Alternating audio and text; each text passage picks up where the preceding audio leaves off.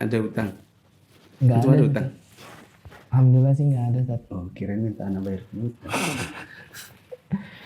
Kalau antum bayar utang, anak ada buku utang.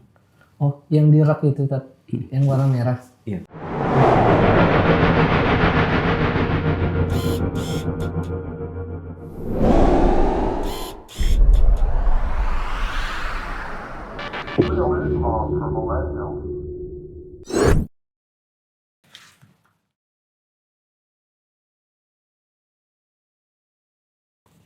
Ini buku utang.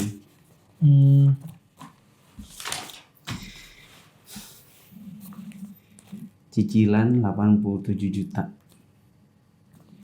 Waktu bayar denda PNS. Oh, yang Ustadz sering ceritakan itu ya?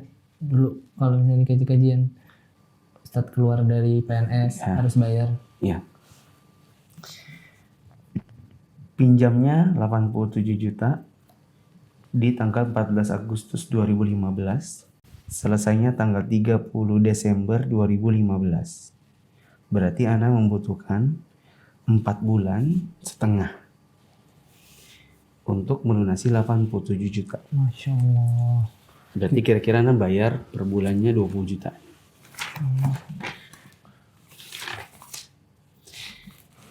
Tahun 2015, 24 November, pinjem duit ke Kak Fulana untuk nyicil mobil. Besarnya 90 juta. Dan lunasnya 2016 bulan 4 tanggal 3. Berarti Ana membutuhkan kurang lebih 5 bulan. 4,5 bulan juga. Untuk melunasi 90 juta. Berarti Ana membayar, kalau 90 bagi 4,5 ya 22 jutaan per bulan. Masya Allah. Itu Utang uang tanah ke Abu Fulan. 26 Januari 2016, selesai 26 Juli 2016. 6 bulan untuk melunasi 50 juta. Ini yang paling fantastis. 5 Juli 2017, anak utang 430 juta untuk beli tanahnya gedung ini. Dan lunas pada tanggal 26 April 2018. Berarti 5 tambah 4, 9 bulan. Ini bapaknya waktu anak lunasin terakhir 140 juta. Beliau bilang lagi sholat zuhur. Terus ya ada unsur kaget, ada unsur merinding begitu. Karena beliau sebenarnya mengatakan kepada Ana terserah. nggak ada batas waktu Nggak. kapan harus dibayarkan gitu. 430 juta itu ya terserah lah. Gitu kan. Misalnya 5 tahun, 10 tahun. Artinya beliau juga nggak akan nagih-nagih. Tapi di luar dugaan 9 bulan lunas. Ini Ana berlakukan juga ke istri ketika istri mau ngumrohkan keluarganya. Ya kan. Dia pinjam uang. Tanggal 5 Desember 2016, 27 juta untuk satu orang. Dia lunas pada tanggal 11 bulan 8 2017. Berarti dia butuh 8 bulan untuk melunasi 27 juta. Kalau antum lihat semuanya itu cicilannya terdetail. Cicilan 1, cicilan 2, cicilan 3, terus nih. Sampai bajunya pun ditulis. Cicilan pada hari Senin waktu ngapain? Cicilan kelima di tempatnya di mana? Waktu ngapain? Ya, di rumahnya yang mana? Terus itu anak detailnya satu-satu. Cicilan 1, 2, 3, 4. Apakah anak cukup berduit untuk melunasi tadi? 430 itu lunasnya 9 bulan. Berarti anak melunasi berapa ya? Per bulannya? Per bulannya 9 bulan 43 bagi 9 ya 50 juta, 40 jutaan. 40 juta sekian per bulan. Kalau dikalkulasi dengan kalkulasi kita. Itu gimana Tat? Caranya bisa sebanyak itu. Kemudian kalau dipikir itu kan, wah jumlahnya kata Ustaz tadi fantastis kan. Iya. Itu tiba-tiba bisa langsung berkurang begitu semua. Apa sih Tat? Bisa nggak diceritain? Semua anak kira bermuara dari satu hadis. Nabi SAW mengatakan dalam riwayat Bukhari, man akhadha amwalan nasi yuridu adaaha addahallahu an. Wa man akhadha amwalan nasi yuridu itlafaha atlafahullah. Siapa yang ngutang dan semangat untuk membayar, niat bersungguh-sungguh untuk membayar, maka Allah akan bantu dia melunasinya. Barang siapa yang berhutang dan dia sejatinya tidak ingin membayar, maka Allah akan hancurkan dirinya dan hartanya. Jadi kalau kita mau utang-utang kita itu mudah untuk melunasinya atau mencicilnya, maka kuncinya adalah semangat bayar. Semangat bayar itu gimana? Kalau Ana nggak akan nunggu sebulan lagi di jadwal. Kalau Ana kapan ada uang kasih. Ana nggak mau gini. Kan kemarin sudah cicil, gampang lah itu, bisa nanti lagi.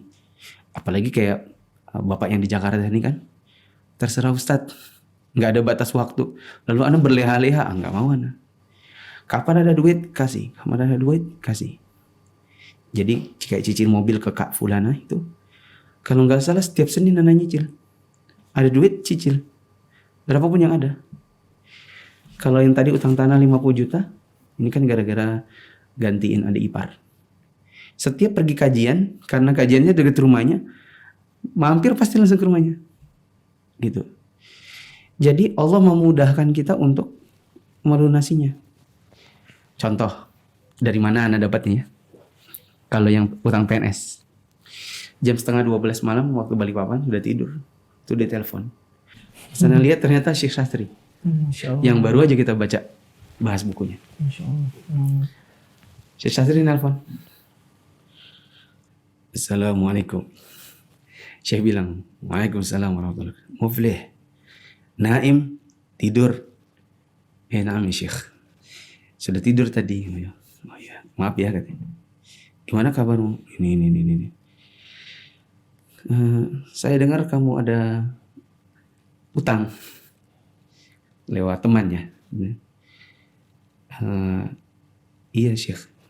Gimana Syekh? Berapa utangmu? Ana bilang kalau direalkan sekarang ini 33.000 real. Katanya, Kak, saya mau kasih kamu 10.000.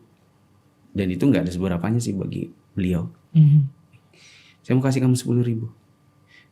Alhamdulillah. Cari temanmu di sini siapa yang masih ada di kota Riyadh. Insyaallah Syekh, insyaallah. Kabari dia ya, suruh datang ke kajian. Nanti ketemu saya. Sudah, singkat kata, ada teman yang datangin, terima kalau nggak salah 10.000. Lalu kita transaksi yang nggak riba gitu ya. Intinya Ana menerima dalam bentuk rupiah. Gitu. Masya Allah. Ana pulang dari kajian, mau lagi parkir nih. Lagi parkir mobil yang ngutang itu. Ya kan? Masih dalam proses cicilan tuh. Tiba-tiba ada yang nelpon dengan nomor Saudi. Assalamualaikum warahmatullahi wabarakatuh. Muflih, tadzakartu an. Ingat saya? Nama Syekh man? Fahad. Fahad. Taqabbalna 'inda Syekh Sa'ad Khatlan. Kita ketemu dulu di kajian Syekh Khatlan. Oh, nah. Itu ternyata dosen. Dosen asisten gitu. Gimana Syekh Fahad? Muflih. Saya lihat kamu sekarang ada di YouTube. Dakwah ya? Ya, alhamdulillah Syekh. Oh ya, Masya Allah. Saya mau kasih kamu uang 2.000 real. 2.000 real. Kenapa Syekh? Kenapa? Iya, buat bantu. Mau nggak? Hah? Mau lah. Waktu itu berapa ya? Sekitar 7 juta lah. 87 juta kan anak. Dan kalau mobil 90 juta. Kasih 7 juta siapa yang nggak mau? Gratis. Nah, Syekh, gimana caranya? Ya. Minta aja nomor rekening. Kalau nggak salah dia kirim pakai apa lah gitu. Pakai macam di sana itu ada namanya Anjaz kah apakah? Untuk kirim duit dengan kurs dengan mata uang berbeda. Gitu. Intinya dia dapat duit tanpa diminta, tanpa dicari, tiba-tiba dia duit. gitu. Mungkin karena ini maksudnya mau bantu karena kamu pasti dakwah ya, kalau dakwah kan mungkin butuh maisha gitu. Kasih. Masya Allah. Adapun yang tadi 430 ya itu rezeki dari Allah. Tiba-tiba dalam durasi 2017 sampai April 2018 ini ya alhamdulillah sih beruntun jamaah umroh berdatangan gitu. Dari rekomendasi ke rekomendasi, dari mulut ke mulut, dari yang sudah pengalaman belajaran sama anak, akhirnya berduyun-duyun alhamdulillah jamaahnya datang di bulan-bulan itu, Januari, Februari, Maret, April, sampai seterusnya November, Desember, sampai 2018, 2019, dan kita berhenti di 2020 karena pandemi. Nah, itu jamaah nggak akan datang kecuali dari Allah. Allah ngirimnya kenapa? Karena Allah tahu bahwa kita sedang punya utang sekian besar yang kita semangat untuk bayar gitu. Yang dulu niatnya buat ya maktab yang kita pakai sekarang ini. Berarti kuncinya itu satu hadis tadi itu ya. Kuncinya semangat bayar, jangan tunda-tunda. Kalau ada uang, jangan bilang nanti gampang. Nanti aja kan sudah dicicil kemarin. Jangan. Pokoknya ada uang dulu kan uangnya orang.